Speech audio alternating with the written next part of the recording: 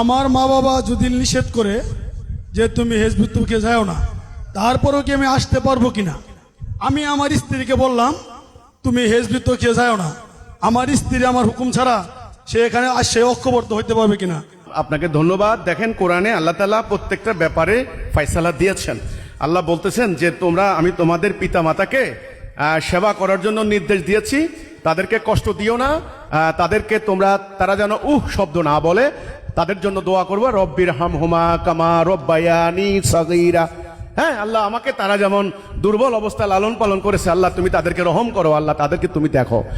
কাজেই পিতা মাতাকে আল্লাহ রাব্বুল আলামিন সম্মান করতে, সেবা করতে, শ্রদ্ধা করতে, ইজ্জত দিতে আল্লাহ নির্দেশ দিয়েছেন। ওকে, কিন্তু আল্লাহ তাআলা কিন্তু পরিষ্কার করে বলেছেন, তবে তারা যদি আমার বিরুদ্ধে এমন কোনো কথা বলে যার সপক্ষে কোনো সনদ নাযিল করি নাই, তখন সেটা শুনবা না।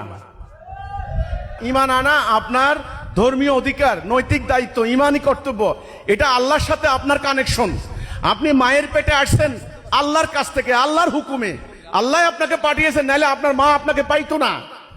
তো সে আল্লাহর হক কিন্তু আগে, হকুল্লাহ, ওটা আল্লাহর হক। তো আল্লাহর হক হচ্ছে আল্লাহর বান্দা হিসাবে তার আনুগত্য করবেন।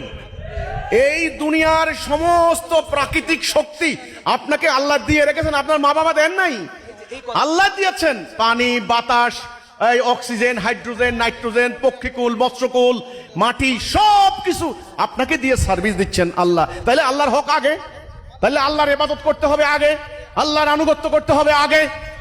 আল্লাহর আনুগত্য করার মধ্য দিয়ে বাপ মায়ের আনুগত্য করবেন। এখন যদি আপনি দেখেন যে আপনি আল্লাহর আনুগত্য করতে পাচ্ছেন না, আপনার বাবা মায়ের কথা শুনলে আল্লাহর আনুগত্য করা হচ্ছে না, আল্লাহর হুকুম মানা হচ্ছে না, আমি কাফের মুশরিক হয়ে যাচ্ছি, তখন সেই আনুগত্য করা আপনার জন্য বাধ্যতামূলক নয়। আপনার বাবা মাও যদি এখানে বাবা থাকেন, মা থাকেন, আমি আপনাদেরকে সুনির্বন্ধ অনুরোধ করব, আপনারা আমাদের পুরো ব্যাপারটা বুঝার চেষ্টা করেন। আপনার সন্তানকে আপনি কমান্ড দিবেন, আমাকে সেবা করো, আমার জন্য রুজি করে আনো, আমার জন্য পানি আনো, আমার জন্য ওষুধ আনো, আমার জন্য ঘর বানাইয়ে দাও। এই কমান্ডটা আপনি দিবেন, আপনার অধিকার, আপনার সন্তান সেবা করো। কিন্তু আপনি এই কথা বলতে পারবেন না তুমি আল্লাহর আনুগত্য করতে পারবে না। অথবা আপনার সন্তান যদি আল্লাহর আনুগত্য করতে যায়, তাকে আপনি বাধা দিতে পারবেন না। স্বামী স্ত্রী জিনিসটা কিন্তু বাবা মা থেকে একটু আলাদা। কি আলাদা? দেখো, স্বামী স্ত্রী এটা একটা বৈবাহিক বন্ধন, এটা একটা সম্পর্ক, এটা একটা, আমি একটা উদাহরণ দিই। ধরো, এই হলো স্বামী, এই হলো স্ত্রী, এই হলো দুইজনের একটা সম্পর্ক, বন্ডিংস। ওকে, একটা নির্দিষ্ট শর্তে, একটা নির্দিষ্ট চুক্তির পর এই দুটি হাত একত্রিত হয়েছে, এটা হলো স্বামী স্ত্রী। আচ্ছা, যতক্ষণ তারা ঐক্যবদ্ধ থাকবে, ইচ্ছা করে, ততক্ষণ মজবুত হবে, যতক্ষণ ইচ্ছা করবে না ততক্ষণ আলাদা হয়ে যাবে। কিন্তু আপনার মায়ের সঙ্গে সন্তানের সম্পর্ক এরকম না। সন্তানের সম্পর্ক হাত আর এরকম আলাদা করা যায় না, কাটা যায় না।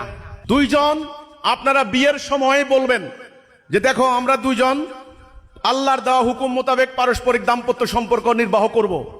কিন্তু যদি তুমি আল্লাহর হুকুম অমান্য করো, তাহলে তোমার সাথে আমার কিন্তু আর সংসার চলবে না। আমি চেষ্টা করব তোমাকে বুঝাইতে। অথবা আমি যদি আল্লাহর হুকুম অমান্য করি, তাহলে তুমি কিন্তু আমার সাথে সম্পর্ক স্থাপন করতে পারো না। কোরআনের আয়াত, আল্লাহ কোরআনে বলেছেন মোমেন বিয়ে করবে মোমেনাকে। মোমেন কাকে বিয়ে করবে? মোমেনাকে। কাজেই ভাই, স্বামী স্ত্রীর মধ্যেও ব্যাপারটা এরকম, যদি আপনার স্ত্রী তাওহীদের ঘোষণা না দেয়, আপনি তাওহীদের ঘোষণা দিয়েছেন, এখন আপনি যদি মদ খাইতে না যান, আপনি যদি চুরি করতে না যান, আপনি যদি ব্যভিচার করতে না যান, ডাকাতি করতে না যান, আপনি আল্লাহর দ্বীনের কাজ করতে যাচ্ছেন, এই অবস্থায় যদি আপনার স্ত্রী আপনাকে বাধা দেয়, সেই প্রতিবন্ধকতা আপনি মানতে বাধ্য নন। এই হলো আমার ফয়সালা। আমার এই ফয়সালা আমাদের আলেম ওলামারা পারেন, পাল্টা কোনো ফয়সালা থাকলে দেন। আমাদের হিজবুত তাওহীদের মধ্যে আমরা বলি, যেহেতু আমাদের দ্বীন প্রচারণার প্রাথমিক পর্ব, এখানে নানান ধরনের আন্ডারস্ট্যান্ডিং, সমস্যা, মিসআন্ডারস্ট্যান্ডিং হতে পারে। তোমরা ফ্যামিলির মধ্যে বাড়াবাড়ি করো না, রাগারাগি করো না, রেশারেশি করো না। আস্তে আস্তে আস্তে আস্তে বুঝাও, আল্লাহর কাছে দোয়া করো, বুঝাও, মারামারি খুনাখুনি করো না। দুইজন আন্ডারস্ট্যান্ডিং এর মাধ্যমে দ্বীনের কাজ করবেন। আমি আবার বলি, দ্বীন প্রতিষ্ঠার ক্ষেত্রে ঈমান আনার ক্ষেত্রে আপনার স্ত্রী আপনাকে বাধা দিতে পারে না, আপনিও আপনার স্ত্রীকে বাধা দিতে পারেন না, এটা আগে। তবে দুইজনে মিলে যদি জেহাদের মাঠে যান, দুইজনে মিলে যদি সংগ্রাম করেন, দুইজনে মিলে যদি আল্লাহকে বিজয়ী করেন, এটা অত্যন্ত চমৎকার, এটা আল্লাহ অনেক খুশি হন।